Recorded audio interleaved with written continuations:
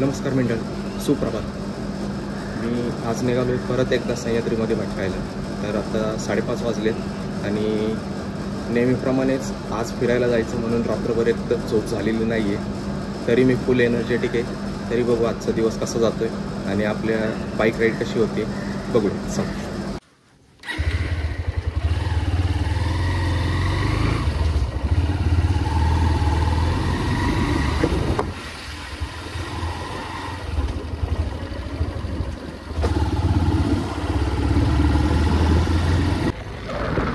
मी आता गोटावडे मार्गे चाललो आहे. पाहुण्याला यायला तसे 2 रस्ते आहेत, एक कामशेत मार्गे आणि एक हा. मी नेहमी याच मार्गे येतो कारण इकडचा जो एरिया आहे हा एकदम भारी आहे. रस्त्याच्या दोन्ही बाजूने डोंगर रांगा, शेती, बांधावर दाट झाडी. आता उन्हाळा आहे म्हणून थोडी हिरवळ कमी आहे, पण हवेत गारवा आहे अजून. आता आपण राईटला टर्न घेऊन कोळवणला चाललो आहे आणि हा लेफ्टला रस्ता पौडला जातो. मगाशी म्हटलं तसं हा रस्तासुद्धा सेम आहे. रस्त्याच्या दोन्ही बाजूनी डोंगर रांगा, शेती, बांधावर दाट झाडी. पुढं बघत जा, हा रस्ता किती भारी होत जाणार आहे.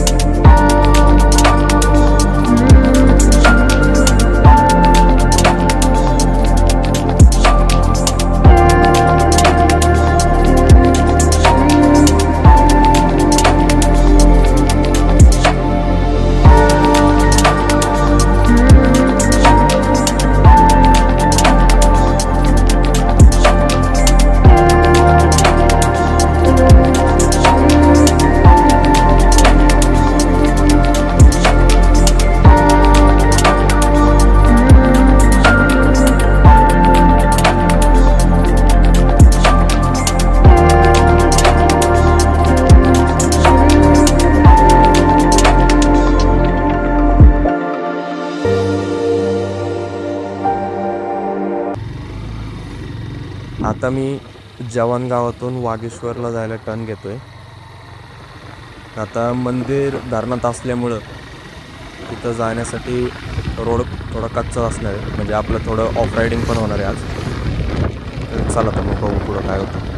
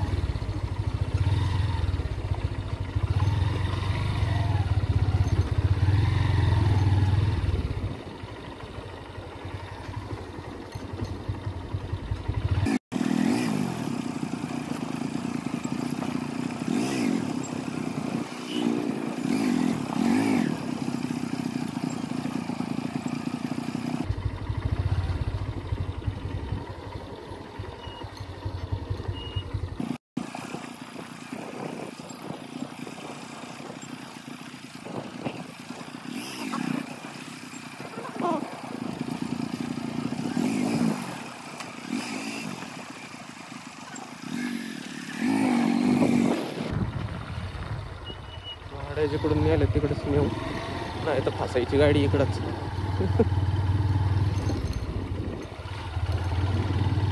तिकडं लय भारी व्ह्यू आहे रे, तो ग्रीनरी, गाड्या लावल्यात पोरांनी.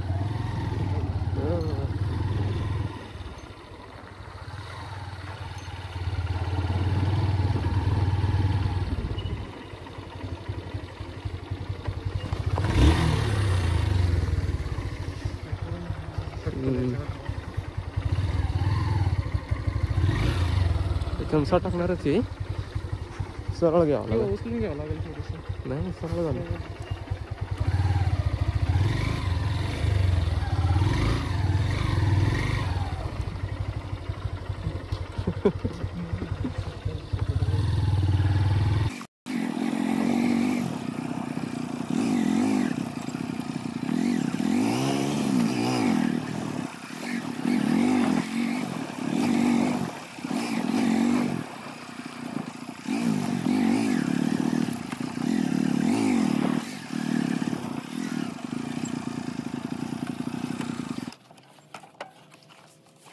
सो गाईज आता आपण पावना डॅमच्या बॅकवॉटरला उभं आहे आणि हा जो परिसर तुम्ही बघताय तर हा एक म्हणजे बॅकवॉटरचाच एरिया आहे. तर इथं पाण्याची लेवल कमी झाल्यामुळं आपण इथं येऊ शकलो आणि माझ्या राईट साईडलाच इकडं महादेवाचं मंदिर आहे जे की वर्षातले फक्त 3 महिने हे मंदिर ओपन असतं. आणि आता माझ्या बॅक साईडलाच समोर जो दिसतो तो तुंग किल्ला आहे, त्याच्या शेजारी लोहगड, त्याच्या शेजारी परत विसापूर किल्ला आहे आणि हा जो तुम्ही बघताय समोरचा हा तिकोना किल्ला आहे.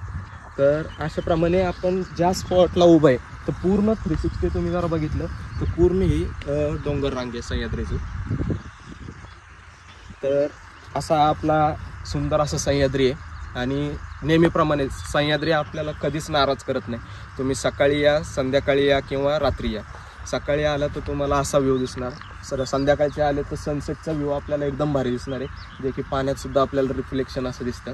आणि नाईटच्या टायमिंगला जर तुम्ही आलात तर ह्या एरियामध्ये कॅम्पिंगची पण सोय आणि कॅम्पिंगला आल्यानंतर तुम्हाला रात्रीचा एकदम भारी एक्सपिरियन्स येणार आहे जे की इथं लाईट पोल्युशन काहीच नाही आहे. त्यामुळं तुम्हाला रात्रीचं एकदम भारी अशा चांदण्या किंवा मिल्की वे एकदम भारी दिसणार आहे. आणि जर तुमच्याकडं गोप्रो किंवा एकदम ॲडव्हान्स असे काही कॅमेरे असतील तर तुम्ही रात्रीचे मिल्की वे किंवा अजून काही गोष्टी तुम्ही कॅप्चर करू शकता.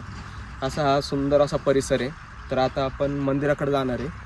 तर मंदिराचा भाग आपण सगळा एक्सप्लोअर करू आणि मंदिर पूर्ण बघून झाल्यानंतर मी त्याची तुम्हाला माहिती पण देतो की मंदिराचा नक्की कार्यकाल काय होता, त्याचं किती वर्ष त्याचं जुनं मंदिर, हे सगळे मी तुम्हाला इन्फॉर्मेशन देणार आहे. तर चला येऊ.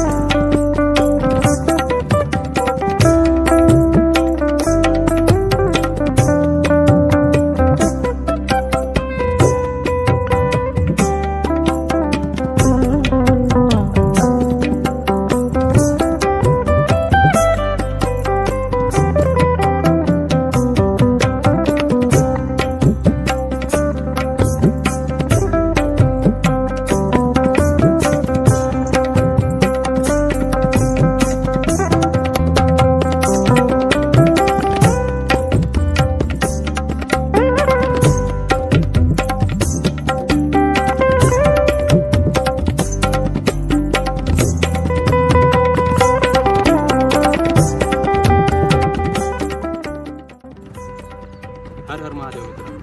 तर आत्ताच आपण मंदिरातला आतला सर्व भाग बघितला आहे. तर आता हे जे मंदिर आहे हे उन्हाळ्यातले फक्त 4 महिने ओपन असतं. बाकी पावसाळा चालू झाला की मंदिर पूर्ण पाण्याखाली सामावून जातं. तर हे मंदिर असं सांगितलं जातं की चालुक्य काळातले म्हणजेच एक 1000 ते 1200 वर्ष जुनं मंदिर आहे. त्याचबरोबर या मंदिराला छत्रपती शिवाजी महाराजांच्या पदस्पर्शाने पावन झालेलं हे मंदिर आहे. तर ज्यावेळेस छत्रपती शिवाजी महाराज तुंग आणि तिकोना किल्ला या दोन्ही किल्ल्यांना भेट द्यायला यायचे त्यावेळेस आवर्जून या महादेवाच्या मंदिराला दर्शनाला यायचे. तसंच हे एक मंदिर म्हणजे एक हडप्पा संस्कृतीकालीन मंदिर आहे. त्यामुळे एक मंदिराचं स्ट्रक्चर हे एकदम बघण्यासारखं आहे. आणि अजूनसुद्धा मंदिराची जी रचना आहे ती इंटरलॉकिंग पद्धतीची. हे जे पावना धरण आहे हे 1971मध्ये वापरायला सुरुवात झाली. म्हणजे हळूहळू जसं पावसाळा वाढत गेला तसं पाणीसाठा वाढत गेला त्याप्रमाणेच हे मंदिरही पाण्यामध्ये समावेश होऊन गेला. तर या मंदिराच्याच बॅकसाईडला अजून काही आपल्याला अवशेष बघायला मिळतात. तसा मंदिराचा परिसर खूप मोठा आपल्याला बघायला मिळतो. पण आता फक्त आपल्याला मंदिराचा फक्त जो मेन गाभारा आहे तेवढाच आत्ता बघायला आहे. पण एक आजूबाजूच्या सर्व अवशेषावरून एक अंदाज लावता येतो की एक 500 ते 1000 स्क्वेअर फूट असं या मंदिराचा एक आवारा असू शकतो. तरी आता एवढ्या वर्ष झाल्यामुळं बऱ्यापैकी त्याची पडझड झालेली बघायला मिळते. त्याचे सर्व अवशेष अजून मंदिराच्या आजूबाजूला आपल्याला बघायला मिळतात. पण मंदिराचं एक आर्किटेक्चर इंटरलॉकिंग पद्धत खरंच बघण्यासारखी. आणि त्याचबरोबर इथं आपल्याला काही अवशेष बघायला मिळतात, जसे की तुळशी वृंदावन, काही समाधी आहे, तसेच अजून काही वेगवेगळ्या प्रकारचे वस्तू आपल्याला बघायला मिळतात. तर तुम्ही या मंदिराला नक्की भेट द्या. या मे महिन्याच्या एंडपर्यंत हे मंदिर ओपन असतं. तुम्ही नक्की या मंदिराला भेट द्या आणि महादेवाचं दर्शन घ्या. आता आपलं मंदिराचं दर्शन घेऊन झालं आणि आजूबाजूचाही सर्व परिसर बघून झाला. तर आता आपला पुढचा प्लॅन आहे की आपण एक दुधीवार खिंड, जे की लोहगड विसापूरच्या पायथ्याला आहे, तर तिथे एक चक्कर मारून येऊ. आणि इथंच आजूबाजूला एक थोडं ग्रीनरी पण आहे, तर आपल्या बाईकचे पण फोटो काढू. आणि तुम्ही पण या मंदिरात नक्की भेट द्या. तुम्ही पण अशा निसर्गसंपन्न वातावरणात या. चारी बाजूने आपल्याला इथं डोंगर रांगा बघायला मिळतात. महादेवाचं मंदिर आहे, समोरच थोडं पाणी पण आहे. तर असेच महादेवाच्या साक्षीने एकदम निसर्गसंपन्न वातावरणाचा तुम्ही आनंद लुटा.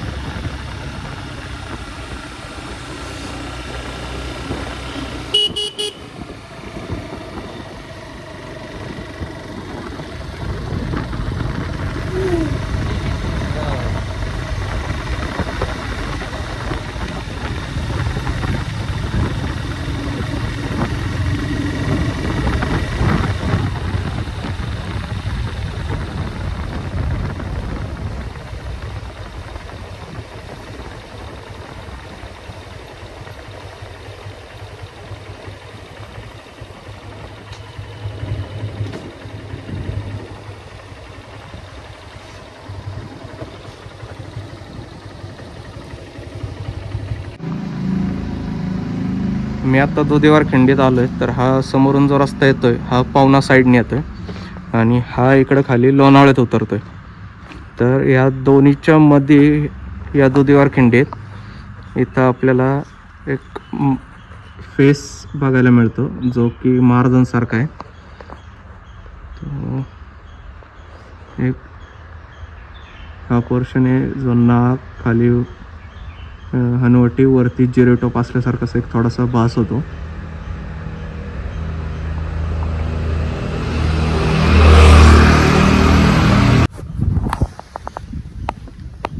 आपले आता हे दुधीवार खिंड पण बघून झाली.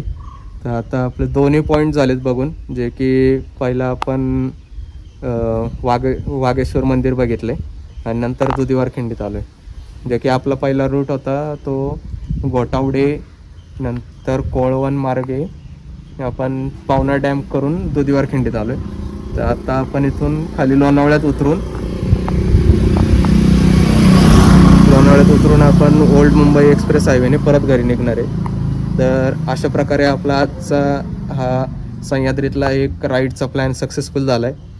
आणि अजून वातावरणही क्लीन आहे आणि वातावरण आता 1-2 दिवसापासून चांगलाच गारवा असल्यामुळे आजच्या राईडला एकदम भारी मजा आली.